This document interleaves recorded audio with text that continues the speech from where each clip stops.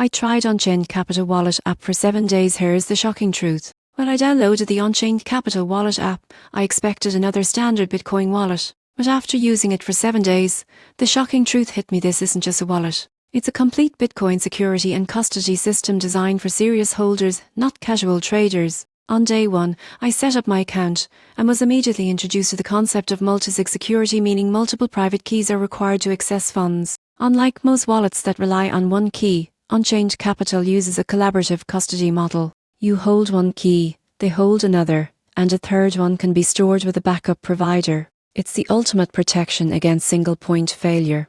By day 2, I realized the beauty of this setup. Even if Unchained disappeared tomorrow, I could still recover my Bitcoin using my keys. That's a huge deal. Most people get this wrong. When your wallet provider controls your recovery, you don't fully own your crypto. Here, you truly do.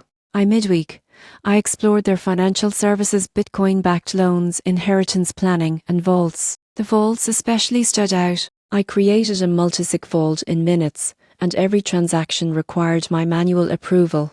It gave me peace of mind knowing no one could move my Bitcoin without my consent.